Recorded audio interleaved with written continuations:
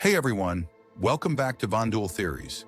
Before we jump in, be sure to like this video and subscribe so you don't miss any of our deep dives into the mysteries of existence, technology, and beyond. Today I'm diving into one of the most profound questions of existence. How did the universe come to be? And what does that say about our creator or creators? In light of the rapid advancements in artificial intelligence and quantum computing, I've been thinking a lot about whether our own technological achievements mirror the abilities of a godlike creator. Could it be that our understanding of God is simply a projection of our human limitations?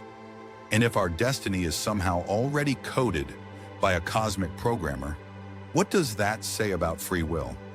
Over the next several minutes, we're going to unpack these ideas, explore whether moral principles preceded religion, and consider if God might actually be an evolving ideology, a concept as mysterious as the origin of the universe itself. Let's begin with the basics. The origin of the universe. The prevailing scientific explanation is the Big Bang Theory. According to this model, the universe began as an extremely hot, dense point nearly 13.8 billion years ago and has been expanding ever since. Observations like the cosmic microwave background radiation and the redshift of distant galaxies support this idea. Yet while the Big Bang Theory explains the how behind the formation of the cosmos, it leaves us pondering the why. What set the stage for the Big Bang? And if we consider a creator or an initial programmer behind everything, how does that reshape our understanding of existence? It's fascinating to consider that the universe's origins might be seen as the ultimate act of creation, not unlike the way a programmer writes code to bring a virtual world to life. Just as a game developer creates a digital universe with its own laws and logic, a cosmic programmer might have set in motion the events that led to our reality.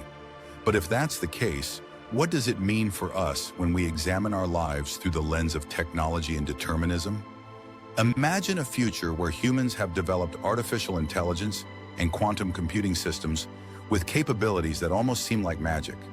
When you see a computer program capable of learning, evolving, and predicting outcomes, it makes you wonder, if we can create something that mimics intelligence, could our own existence be the result of an even more advanced being's design? In this view, the traditional concept of God might actually be a metaphor for an extraordinarily advanced creator, someone whose code underlies everything, from the laws of physics to the intricacies of our genetic makeup. This analogy is particularly compelling when you think about how our technology is evolving. Just as AI systems now predict outcomes based on vast amounts of data, the idea of a cosmic programmer suggests that every event in our lives could be preordained by some divine algorithm.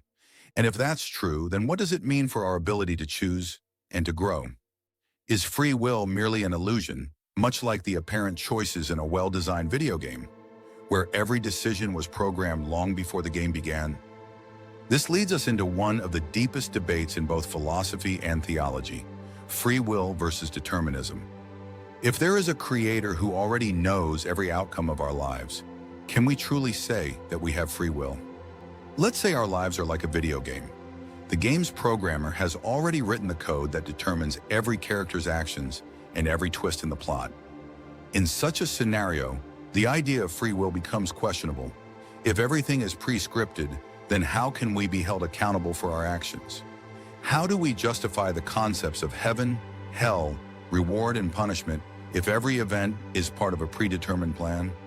Some argue that foreknowledge doesn't necessarily equate to predetermination, that a creator could know the outcome without forcing every choice.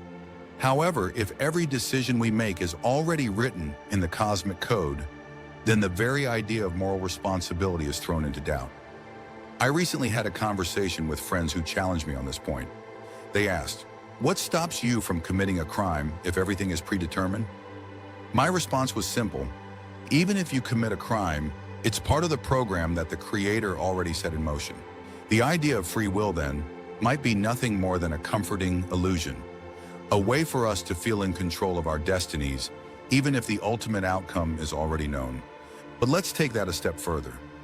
If the creator knows our individual traits and DNA from the moment we come into existence, along with the exact environment we will be born into, Doesn't that mean our moral arc is effectively predetermined? It's like how a farmer plants seeds and has a reasonable expectation of how each seed will grow based on its type, the soil conditions, and the climate, or how a tool's known properties determine how it will interact with its surroundings. If God plants each of us in a particular setting, knowing how that environment will shape our development, then is it really free will if the conditions for our eventual goodness or wickedness were arranged from the start? If the outcome of who we become is already coded into both our biology and environment, the notion of being judged for our actions can feel contradictory. Why judge a seed for how it grows if the planter, aware of all the variables, chose exactly where and how it would be planted? The puzzle of free will versus divine foreknowledge thus remains a central paradox, challenging both religious and philosophical traditions to reconcile fairness and accountability in a seemingly deterministic system. So, if our actions are predetermined or strongly influenced by our environment and genetic makeup, where do our moral principles come from? Is it possible that our innate sense of right and wrong existed long before organized religion? Many scholars believe that humans have an inherent capacity for empathy, fairness, and moral judgment, a kind of gene of worship that predisposes us to seek meaning, order, and community. This evolutionary trait may have been crucial for the survival of early human societies, encouraging behaviors that promote cooperation and social harmony. In this light, one could argue that moral principles and the tendency to worship evolved hand in hand. Early humans, facing the uncertainties of nature, might have developed rituals and belief systems as a way to make sense of their world. Over time, these primitive practices gave rise to organized religions. So what came first, the principles of morality or religion itself? It's likely that our moral instincts predate formal religious institutions. Organized religion may have been the vehicle through which our natural inclination to seek meaning and connection was expressed and codified into doctrines. This raises a further question. Is God, as traditionally conceived, nothing more than an ideology? Perhaps the idea of a divine creator was a social construct, a powerful metaphor designed to give us a sense of purpose and order. Whether you believe in a personal, interventionist God or see the concept as an evolving human ideology, the discussion forces us to confront how our beliefs are shaped by both biology and culture. Let's pivot now to another angle, the scientific skepticism surrounding the origins of the universe. The Big Bang Theory stands as the most widely accepted scientific explanation for the universe's beginning. Yet some critics argue that even with the evidence supporting the Big Bang, we still don't have a complete picture. What happened before the Big Bang? Can we ever truly know? For many people who lean on science to explain existence, the Big Bang remains an enigma, proof of our limitations in understanding the ultimate why. Some argue that accepting the Big Bang as the definitive origin story is premature, given that we may never fully comprehend the true nature of cosmic beginnings. There's also an argument to be made for intellectual humility. Perhaps we are meant to accept that there are mysteries beyond our grasp. This perspective encourages a balanced approach, one that appreciates the achievements of science while acknowledging the vast unknown. Another intriguing idea is that of a gene of worship, an inherent predisposition for spiritual or religious behavior that may have evolved as a survival mechanism. Evolutionary psychologists suggest that early humans benefited from shared rituals and belief systems that fostered cooperation and trust within communities. Over generations, this may have led to a natural inclination toward worship and the formation of religious ideologies. If this is true, then religion is not merely a set of arbitrary rules imposed by a distant deity. Instead, it could be understood as an evolutionary byproduct, an adaptive strategy that helped human societies thrive in unpredictable environments. This view challenges the conventional notion of God as an external, all-powerful force. Instead, God becomes a symbol of our deepest psychological needs and the complex interplay between biology and culture. Consider the possibility that our need to worship and our capacity for belief are as much a part of our genetic makeup as our ability to solve problems or communicate. In this light, the evolution of religious thought might be seen as a natural progression, a way for our species to create meaning, forge community bonds, and cope with life's uncertainties. Many people argue that if God is all-powerful, why doesn't he intervene when things go wrong, especially when critics of religion are silenced or when injustice prevails? This debate often turns to the Bible, where some passages suggest divine intervention, while others emphasize human responsibility and free will. Critics claim that an all-knowing, benevolent creator would correct moral failings. Yet we see a world rife with suffering and injustice. A common biblical perspective is that God grants humanity the freedom to choose.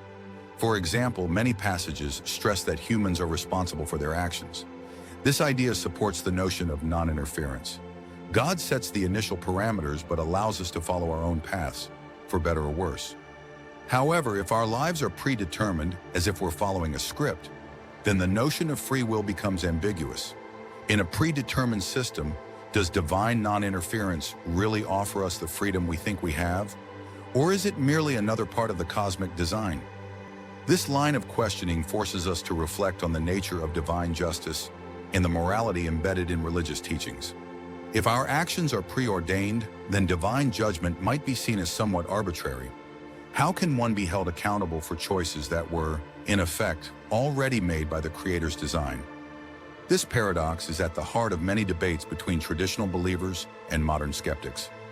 As we come to the end of our exploration, it's important to acknowledge that these questions remain open-ended. Whether you lean towards a scientific explanation, like the Big Bang, or view the universe through a theological lens, the truth may lie somewhere in between. The rapid progress of AI and quantum computing offers new metaphors for understanding creation, a reminder that the tools of tomorrow might help us answer the age-old questions of why we exist and what our destiny might be.